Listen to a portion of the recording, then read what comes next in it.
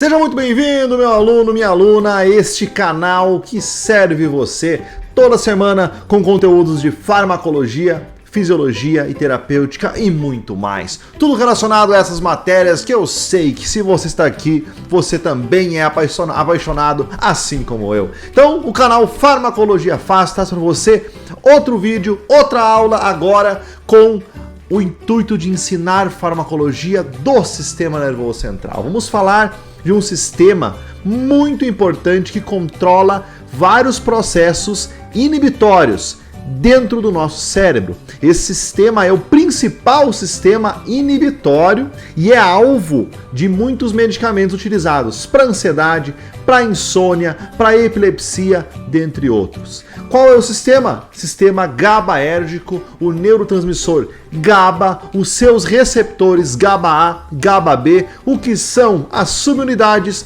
do receptor GABA e principalmente quais são os efeitos da classe dos benzodiazepínicos e barbitúricos. Está comigo nessa então? Eu sou o professor José, professor de farmacologia, fisiologia há mais de 10 anos e que agora está aqui com você no YouTube, juntos, toda semana, e professor da plataforma Farmacologia Aplicada 2.0, que é uma grande sala de aula de ensino de farmacologia online, na sua mão, onde você pode ter acesso quando quiser, a hora que quiser, assistir as aulas quando quiser. Inclusive, os slides dessa aula são uma partezinha do módulo Sistema Nervoso Central na nossa plataforma. Então, bora comigo aprender farmacologia do Sistema Nervoso Central.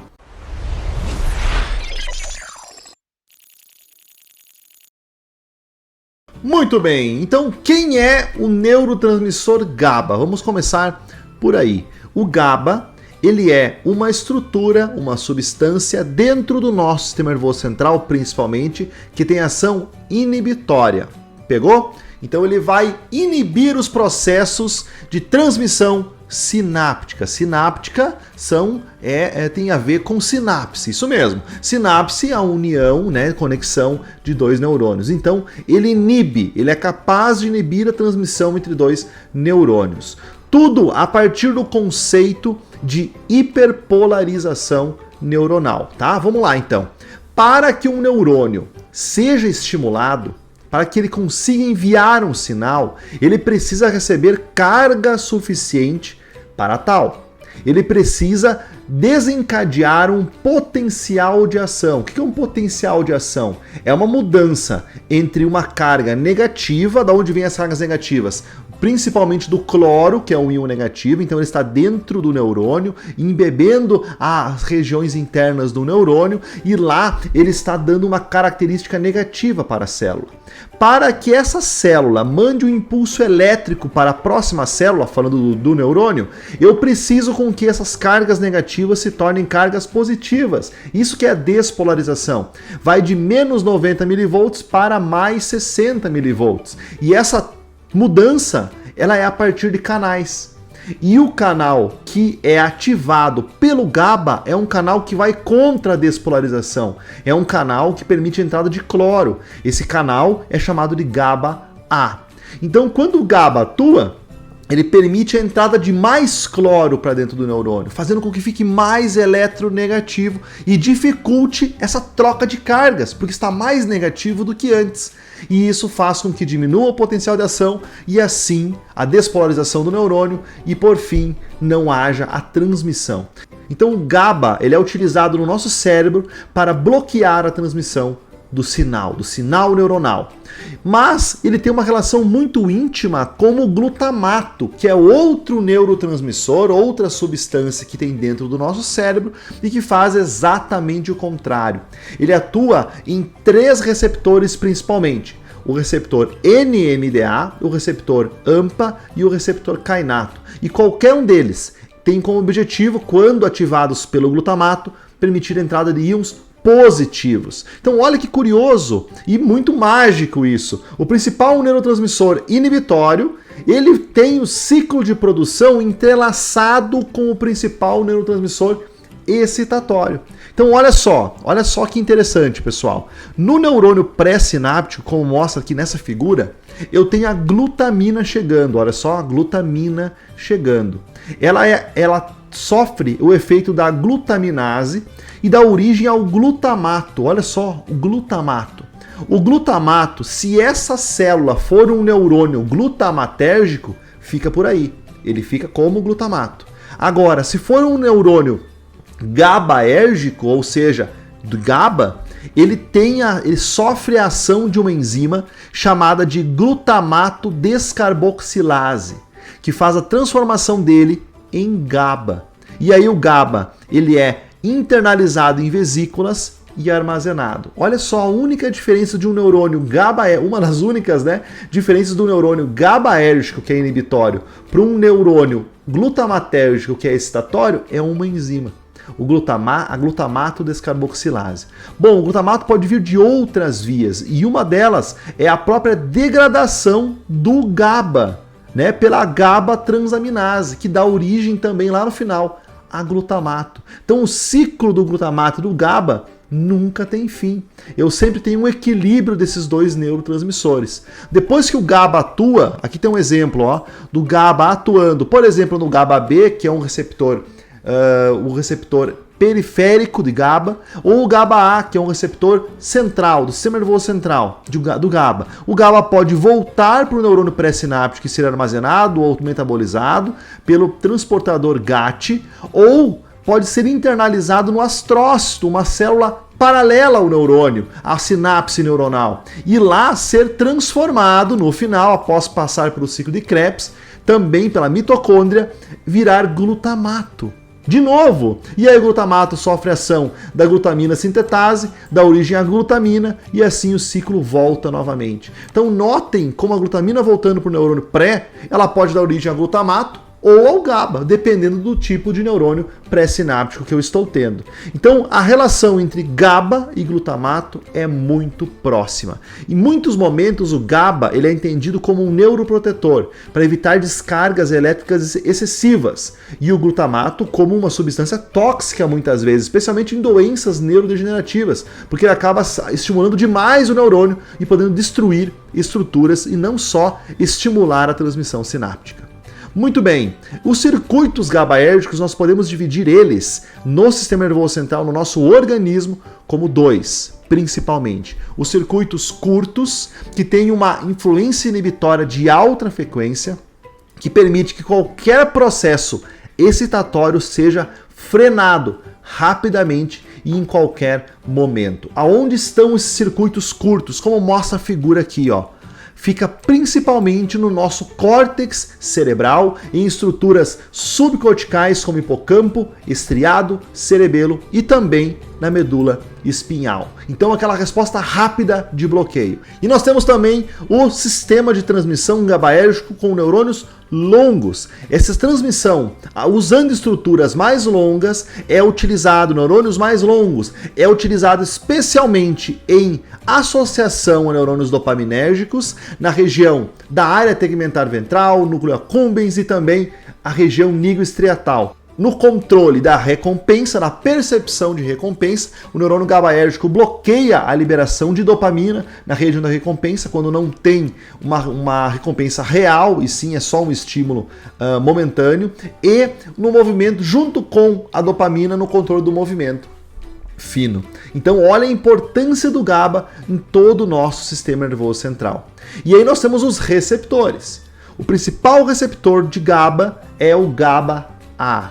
O GABA-A é um receptor ionotrópico, é um canal iônico que faz com que seja possível a entrada de cloro dentro do neurônio. Então aqui mostra nessa figura, olha só, a concentração do GABA, o excesso, o aumento da concentração do GABA em contrapartida às correntes de cloro, tendo uma relação de causalidade. Aumenta o GABA, aumenta a entrada de cloro dentro do nosso organismo. Tudo por quê? Porque o GABA-A, que é o alvo do GABA, permite a entrada de cloro. E aqui eu tenho então a estrutura do receptor GABA-A. Ele tem 5 subunidades. Essas 5 subunidades, elas são divididas entre beta, gama e alfa. Tem 2 subunidades alfa, 2 beta e uma gama. E tem subtipos diferentes de cada uma das subunidades. A mais comum disposição do receptor, vamos pensar assim, ó. Como que é produzido esse receptor? Cada uma dessas subunidades, beta, alfa, gama, é sintetizado, transcrito e produzida a proteína separadamente, é montada e colocada lá como um poro de membrana no neurônio. A afinidade desse poro é pela entrada de cloro, um íon negativo. E cada uma dessas subunidades tem formas diferentes. Eu tenho beta 1, beta 2 e beta 3. Eu tenho alfa 1 até alfa 6. Eu tenho gama 1 até gama 3. Então as montagens são diferentes. E o mais prevalente de todos os conjuntos de subunidades presentes no sistema nervoso central é a disposição alfa 1, beta 2 e gama 2. Muito bem. Aparentemente é a subunidade alfa que perde a capacidade rotacional, a capacidade de ativação, e é ela que dá fruto, por exemplo, a um dos efeitos adversos mais importantes dos benzodiazepínicos, que é a tolerância e a dependência medicamentosa. O alvo do benzodiazepínico é uma região entre a subunidade alfa e gama. Show? Entre a subunidade alfa e gama. O alvo do neurotransmissor excitatório agonista do canal é a região entre a subunidade alfa e beta. Olha só. Então são locais diferentes. Veja só, o canal GABA-A, ele tem uma corrente de cloro, ele apresenta uma corrente de cloro contínua, bem pequenininha. Quando o GABA se liga nesse receptor, ele aumenta a quantidade de cloro que entra na célula. Porém, quando o GABA se desliga, esse processo volta a ser aquele limiar muito pequenininho. Junto nessa proteína, no sítio de ligação dos benzodiazepínicos, outras proteínas se ligam nesse sítio e que fazem com que haja uma sensibilidade específica do receptor frente à presença do GABA. Essas proteínas são chamadas de GABA-modulinas e elas se ligam no sítio dos benzodiazepínicos. Então, uma GABA-modulina ligada naquele sítio e o GABA ligado no receptor GABA-A fazem a corrente de cloro fisiológica acontecer.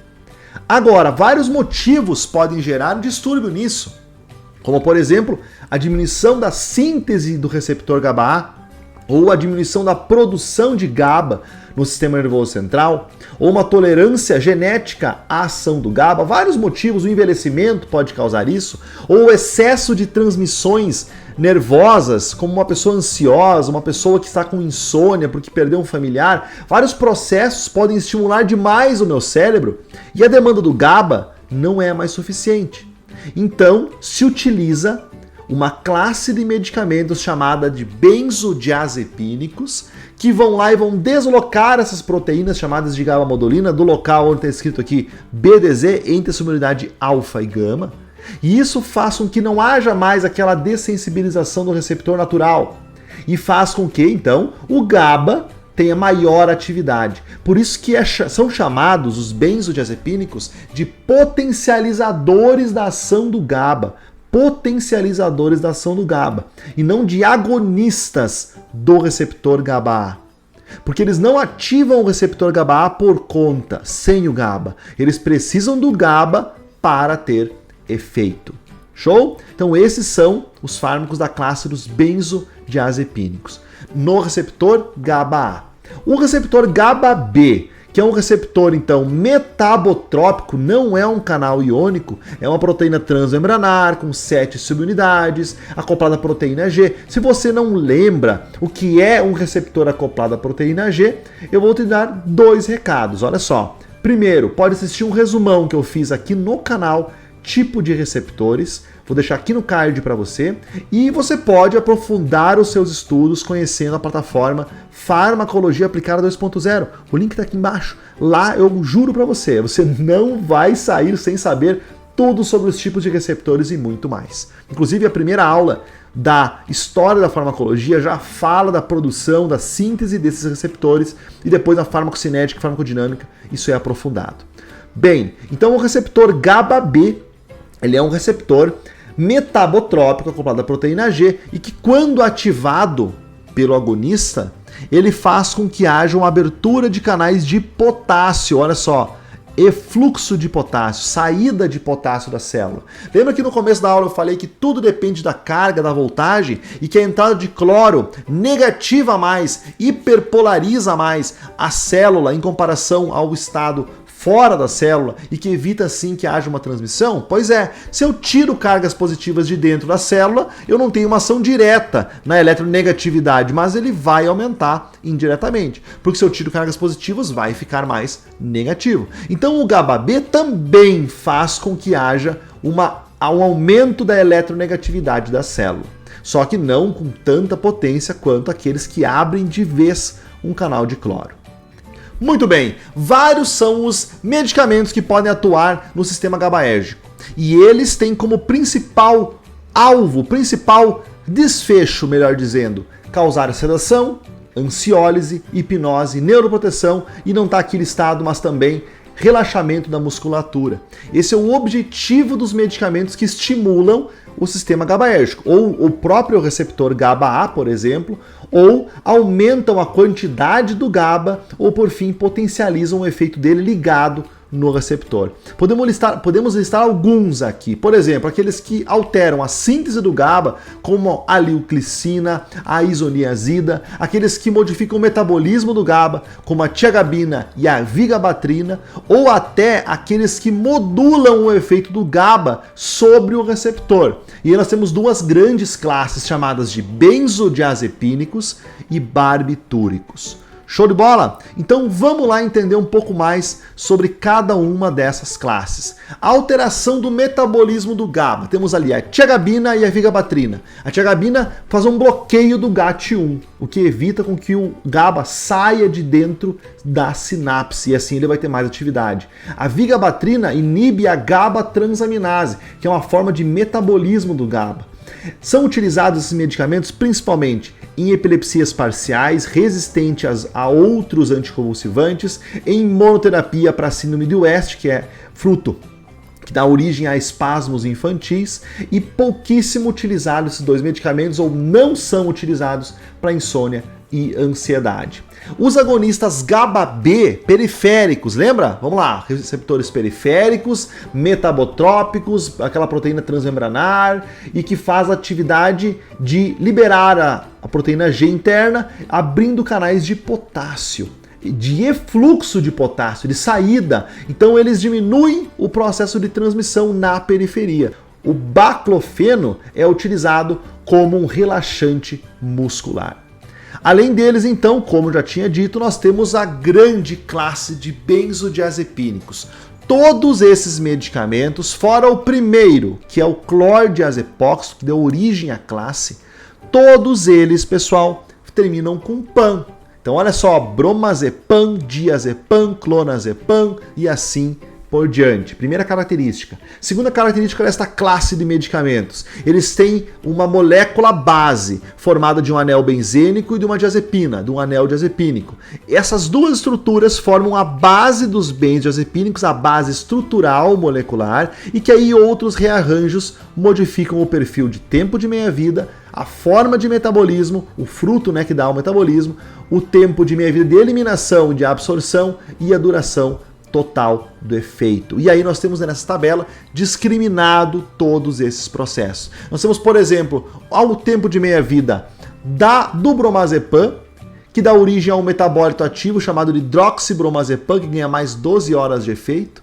Nós temos o diazepam, que tem um tempo de 20 a 40 horas, o tempo de meia-vida, que dá origem nesse processo ao nordiazepam, que tem mais 60 horas de tempo de meia-vida. E aí você começa a se perguntar, meu Deus, mas quanto tempo no organismo? Exatamente, eles são fármacos lipossolúveis, conseguem atravessar a barreira hematoencefálica e se acumulam com facilidade, tanto no sistema nervoso central quanto no tecido gorduroso, pelo tempo com que eles ficam dentro do nosso organismo. Em contrapartida, nós temos a umidazolam, que dura de 2 a 4 horas no máximo, e o metabólito hidroxilado dura mais 2 horas. Então, com um tempo muito mais curto do que, por exemplo, o diazepam e o clonazepam, principalmente. Olha só o metabolismo dos benzodiazepínicos. Como que acontece? Eu tenho lá no comecinho clordiazepóxito, que dá origem ao desmetilclordiazepóxito e que dá origem ao demoxipam, que vai dentro do organismo gerar o desmetildiazepam. O desmetildiazepam é um metabólito ativo também do diazepam, do prazepam e do clorazepato, que é inativo praticamente.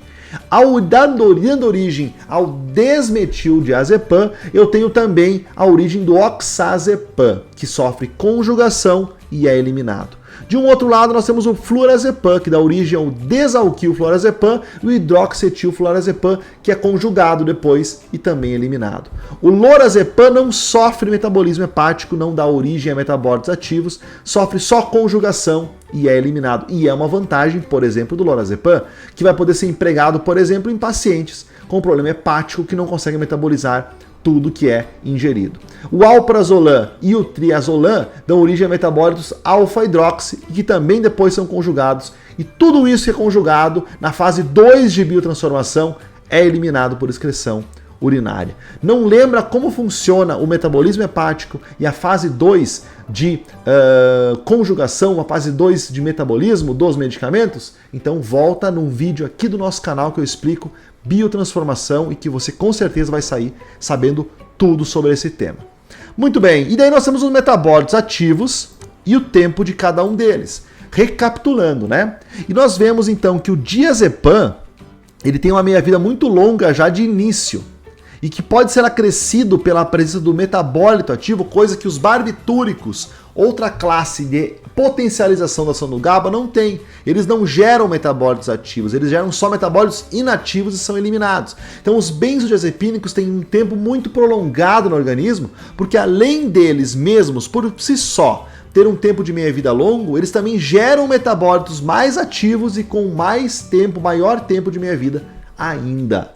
Muito bem, essa é uma das explicações para que a gente entenda o surgimento da tolerância medicamentosa. Imagina um medicamento mais do que 24 horas, 48 horas, atuando no teu organismo. Com certeza aquelas proteínas vão começar a perder a sensibilidade para aquela molécula e vão deixar de funcionar. Então, dicas importantes, cuidados no uso da classe dos benzodiazepínicos, já que nós já falamos para vocês que existe o risco de tolerância medicamentosa e dependência química pelo uso dessa classe.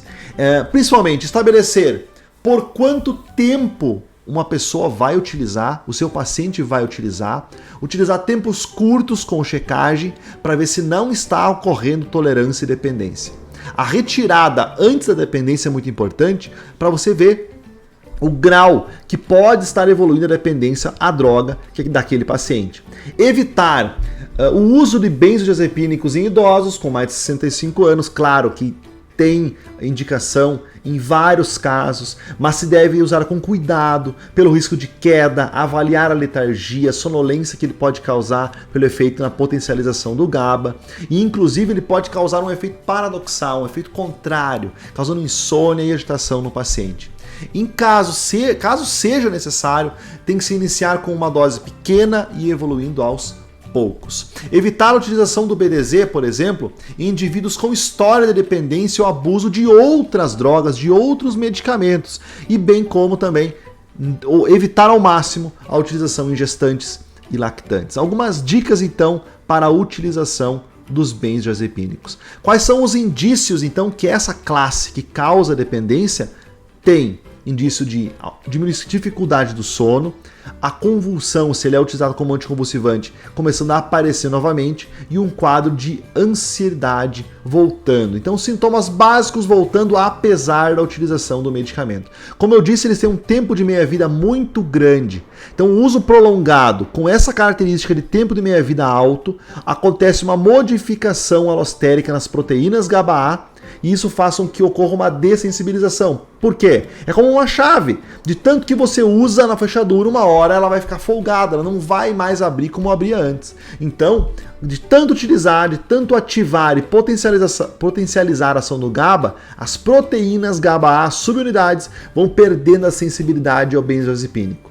E aí uma dose maior precisa ser utilizada para alcançar o mesmo efeito, porque assim ele vai chegar a mais receptores. Só que um problema é que No GABA-A, o efeito ele vai girar em torno de inibição dos processos cognitivos, mas eles podem atuar em outros receptores ou até os efeitos adversos do GABA-A aumentarem com esse aumento de dose. Então, não é só aumentar a dose, dependência causa uma dependência química, ou seja, quando o medicamento é retirado ou diminuída essa dose, a pessoa sente e tem efeitos adversos muito maiores do que antes ela tinha, antes de começar a utilizar um benzodiazepínico. Vamos ver os principais efeitos adversos da classe. Bom, nós já vimos que o principal efeito terapêutico é a sedação, mas eles podem causar também depressão respiratória. E aí o risco de quem tem DPOC, asma ou até, principalmente, apneia do sono. Então existe uma contraindicação para pacientes que já têm dificuldade respiratória. Ao longo do tempo, a utilização de benzodiazepínicos diminui processos como o processo de concentração e atenção. E esses dois processos são cruciais, são os pilares da obtenção de memória, da fortificação da memória. Então ocorre uma disfunção cognitiva fruto desse efeito de letargia, cansaço mental, de fadiga mental causado pela classe. Então a pessoa pode ter déficit de memória e até desenvolver demência. Se ela tiver uma doença associada já, deve ser contraindicado o uso de benzodiazepínico porque pode potencializar ainda o processo de diminuição da cognição. Pode causar acidentes por causa que a letargia causa sonolência, isso pode deixar a pessoa sem a capacidade motora em 100%, ela pode cair, ela pode se machucar. Esse é o maior risco em pacientes idosos, principalmente. E por fim, um efeito adverso muito comum é o abuso e a dependência, Ela facilmente, a classe dos benzodiazepínicos causa dependência farmacológica que começa a causar uma tolerância e essa tolerância exige novas doses, como eu expliquei agora há pouco, e esse processo então gera uma dependência química e psíquica à classe de medicamentos. E por isso, dentre outros motivos, que toda a classe de BDZ são tarja preta, é tarja preta. Então a tarja preta indica exatamente isso, que são medicamentos controlados, que exigem retenção de receita e que também causam dependência. Então é muito rigoroso a prescrição de medicamentos dessa classe de benzodiazepínicos. Muito bem, e os barbitúricos, pessoal? Os barbitúricos, quem são eles? O primeiro barbitúrico lançado assim em larga escala foi em 1903, que é o fenobarbital. E ele tem o efeito do barbitúrico é muito semelhante a dos benzodiazepínicos. Eles atuam em outro sítio alostérico do receptor GABA-A, também potencializando a ação do GABA. Eles são ansiolíticos, hipnóticos, anestésicos e sedativos. Na década de 70, o uso de barbitúricos por causa do metabolismo hepático e do risco de intoxicação foi a maior causa de morte atribuída a medicamentos. Então eles eram utilizados, tanto os injetáveis quanto o via oral, como o fenobarbital, em várias condições de hiperexcitabilidade do cérebro, em ansiedade, insônia, no processo convulsivo. E aí as intoxicações começaram a aparecer e junto com o surgimento da classe dos benzodiazepínicos em meados de 1960, com o clordiazepócito e logo em seguida o diazepam, eles foram tirados das principais indicações e hoje então nós temos algumas divisões dentro dos barbitúricos que indicam onde eles podem ser empregados. Especialmente como anticonvulsivantes nós temos o via oral fenobarbital ou gardenal e como anestésicos nós temos o tiopental e o pentobarbital. Então são medicamentos da mesma classe, barbitúricos, que não é a mesma classe dos benzodiazepínicos e que são divididos principalmente pela indicação terapêutica. Show? Então nós temos aqueles barbitúricos de ação longa, como o fenobarbital, aqueles de ação curta, como o pento, o seco e o amobarbital, de 3 a 8 horas de ação, e de ultra curta, como o tiopental, muito utilizado em indução de anestesia. Show? Podem causar dependência, sonolência, náusea, vertigem, tremores e, claro, induz o metabolismo hepático de algumas substâncias, inclusive induz o metabolismo da vitamina D e vitamina K, alterando os níveis dessas duas vitaminas no nosso organismo. O primeiro barbitúrico descoberto, na verdade, foi o ácido barbitúrico, descoberto em dezembro de 1864 pelo químico alemão Adolf von Baeyer. Esse químico, ele descobriu que ao unir ácido malônico com ureia, criava o ácido barbitúrico, que tinha potencial sedativo, hipnótico, anticonvulsivante, ansiolítico e que poderia ser útil em várias desordens psiquiátricas, como a epilepsia. E aí nós temos então, em 1952, a descoberta do Thiamilal, que é um importante anestésico venoso. O estudo das propriedades observadas do Thiamilal e a administração conjunta com o Tiopental direcionaram as pesquisas para a criação de uma série de outras drogas anestésicas importantes. Mas a anestesia venosa moderna começou com o emprego do Tiopental em 1934 e que se espalhou pelo mundo inteiro, e por isso que hoje Tiopental, pentobarbital, amobarbital, butabarbital são anestésicos de bloco cirúrgico, são barbitúricos utilizados como anestésicos. Muito bem, mas quais foram os indícios que mostraram que os barbitúricos eram tão perigosos? Bom, pessoal, várias intoxicações na década de 70, inclusive de famosos, que utilizavam um coquetel de medicamentos para ansiedade, para depressão, enfim, para insônia, e que dentre esses coquetéis, muitas vezes se tinha barbitúricos. Por exemplo, Elvis Presley, que morreu com 42 anos, a causa oficial de morte foi arritmia cardíaca, mas o exame toxicológico comprovou a existência de 14 substâncias prescritas no seu corpo, incluindo morfina, barbitúricos, codeína e diazepam.